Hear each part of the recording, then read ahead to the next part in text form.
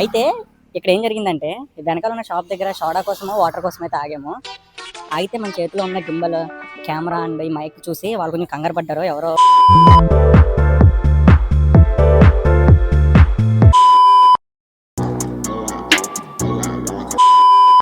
Welcome back అందరికి. ఈ రోజు మనం అరుణాచలం గిరి ప్రదక్షిణకి అయితే వచ్చేసాము. మేమైతే 11 స్టార్ట్ అయ్యాము. ఇక్కడికి వచ్చేసరికి 4 అయింది. సో ఇక్కడికి వచ్చి స్టే తీసుకోవాలి కదా.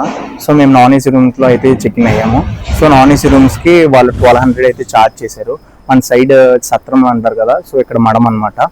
సో ఒక వన్ ఆఫ్ ది మడంలో మేము దిగిపోయాం. ఇక్కడ లాకర్స్ ఫెసిలిటీ కూడా ఉంది, non AC and AC facility కూడా ఉంది. ప్రెసెంట్ అయితే నాన్ ఏసీ రూమ్స్ అవైలబుల్గా ఉన్నాయి కాబట్టి మేము ఇక్కడ చెక్ ఇన్ అయ్యాము. సో మాకైతే 1200 ఛార్జ్ చేశారు. మీకు మా రూమ్ అండ్ ఇక్కడ ఉన్న అంబియన్స్ కూడా చూపిస్తాను. రూమ్స్ అన్ని ఎలా ఉన్నాయి, అంతా హైజెనిక్ గానే ఉంది. చాలా బాగుంది రూమ్ అయితే. ఇక మనం మడం పేరు వచ్చేసి అప్పర్ స్వామిగల మడం. ఇక్కడ ఎగ్జాక్ట్గా 100 అయితే ఛార్జ్ చేశారు. నన్ను అడిగితే నాన్ ఏసీ రూమ్స్ ప్రిఫర్ చేయమంటాను, ఎందుకంటే మనం మెజారిటీ టైం అంతా దర్శనంలోనే ఉంటాం కదా. ఇదే మాకు అలాట్ చేసిన room. Bedroom and attached washroom అయితే ఇచ్చాడు. సో నన్ను అడిగితే లాకర్ కన్నా రూమే బెస్ట్ అని చెప్తాను. మళ్ళీ తిరిగి గిరి ప్రదక్షిణలో కలుద్దాం. రూమ్ బయట నుంచి అయితే ఒక మంచి వ్యూ కనబడుతుంది, అది కూడా మీకు చూపిస్తాను.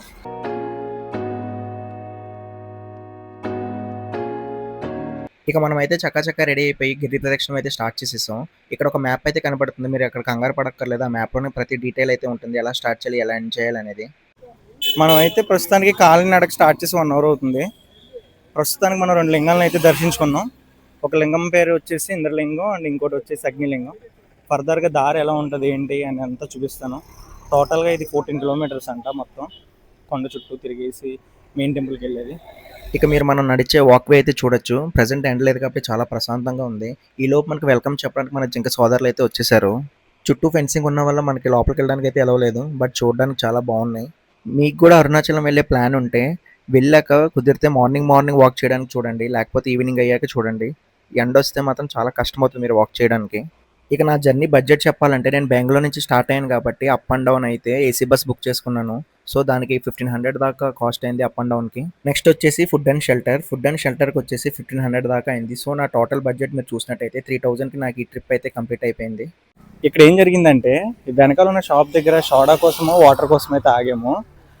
ఆగితే మన చేతిలో ఉన్న గింబల్ కెమెరా అండ్ ఈ మైక్ చూసి వాళ్ళు కొంచెం కంగారు పడ్డారు. ఎవరో యూట్యూబర్ వచ్చేసాడు అనుకుని కొంచెం స్పెషల్ అటెన్షన్ అయితే ఇచ్చారు. లిటరల్లీ చాలా భయం వేసి మొత్తం లోపలైతే పెట్టేశాను.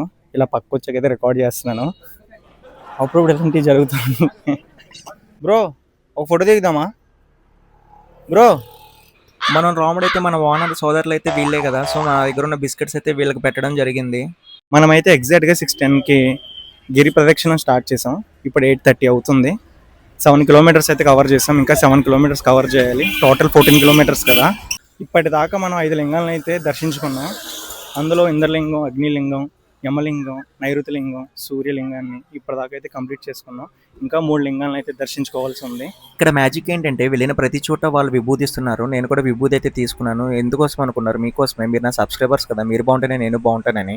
సరే మరి చూడడం అయిపోయింది కదా, తీసుకుని ఫోర్హెడ్ మీద రాసుకోండి. నేనైతే ఇప్పుడు మీకు 3 టెంపుల్స్ చెప్తాను. ఈ ఆర్డర్లో మీరు టెంపుల్స్ని దర్శించుకున్నట్టయితే అనుకున్న కోరికలన్నీ జరుగుతున్నాయని నమ్ముతున్నారు. అందులో ఫస్ట్ టెంపుల్ వచ్చేసి అన్నమల్లి టెంపుల్, సెకండ్ది వచ్చేసి అరుణాచలం, థర్డ్ది వచ్చేసి అరుణగిరి నాథన్ అంట. ఈ 3 టెంపుల్స్ని నేను చెప్పిన ఆర్డర్లో మీరు దర్శించుకున్నట్టయితే అనుకున్న కోరికలన్నీ జరుగుతున్నాయని చెప్పి ఇక్కడైతే చాలామంది నమ్ముతున్నారు. సో మీరు ట్రై చేయండి ఈసారి అరుణాచలం వచ్చినప్పుడు. ఈశాన్యలింగం ముందు అయితే మనకి మోక్ష మార్గం అనేది కనిపిస్తుంది. నేనైతే సక్సెస్ఫుల్గా బయటకైతే వచ్చేసాను. ఏ మాటకు ఆ మాట అయితే చెప్పాలి. ఎండ అయితే చాలా బీభత్సంగా ఉంది. 7 కిలోమీటర్స్ అయితే హ్యాపీగా నడిచాం తప్ప తర్వాత అయితే సాక్స్ వేసుకుని మరీ నడవడం జరిగింది. మీరు చూస్తున్నారు కదా, అందరూ పరిగైతే పెడుతున్నారు పాపం. ఇదే చివరి లింగం, ఈశాన్య లింగం. దీని తర్వాత మనం అయితే టెంపుల్ దర్శనానికి అయితే వెళ్ళిపోవచ్చు. చూస్తున్నారు కదా, సాక్స్ వేసుకున్న అంత ఈజీ కాదు. సాక్స్ వేసుకున్నా సరే అవి చిరిగిపోయినాయి అంటే మీరు అర్థం చేసుకోవచ్చు. అంత హీట్ ఉంది, అంత హీట్ మేము తీసుకుని నడిచాము. సో అందుకే చెప్తున్నాను, ఎవరైనా ప్లాన్ చేసుకున్న వాళ్ళు నైట్ లేకపోతే తెల్లవారుజామున నడవడానికి ట్రై చేయండి. మాకులాగా ఎండ వచ్చే టైంకి వెళ్ళారా అలాగే బలైపోతారు. ఈ 14 కిలోమీటర్స్ వాక్ అంత ఈజీ కాదని అయితే అంటారు కదా, బట్ నేనైతే ఏమో మరి చాలా ఈజీగానే నడిచేసాను. నా వెనకాల శివయ్య ఉండే నడిపించడని చెప్పాలి. నేను ఎక్కడైతే ఇబ్బంది పడలేదు. వాయు, కుబేర, ఈశాన్య లింగాల దర్శనం అయితే మనం సక్సెస్ఫుల్గా కంప్లీట్ చేసుకుందాం. ఇక దేవుడి దర్శనానికి అయితే టెంపుల్కి వెళ్ళిపోతాం. ఎవరైతే గిరి ప్రదక్షిణం చేశారో వాళ్ళు చివరిగా ఇక్కడికి వచ్చి కొబ్బరికాయ కొట్టి ముగించడం మాత్రం మర్చిపోకండి. టెంపుల్లోకి కెమెరా ఎలా ఉండరు కదా, కానీ నేనైతే మీకోసం రిస్క్ చేసి కొన్ని విజువల్స్ తీయడానికి అయితే ట్రై చేస్తాను. మీరు మాత్రం సబ్స్క్రైబ్ చేసుకోవడం మాత్రం మర్చిపోకండి. ఇదే ఓవరాల్ టెంపుల్ యొక్క బ్లూ ప్రింట్ అరుణాచలంది. అసలు ఇక్కడ ఉన్న ఇన్ఫ్రా డిజైన్ చూస్తే మతిపోతుంది, ఎలా కట్టారు అసలు ఇదంతా అని. అందరికీ బ్లాగ్ నచ్చిందని అనుకుంటున్నాను. నచ్చినట్టయితే ఒకసారి సబ్స్క్రైబ్ చేసుకోవచ్చు కదా.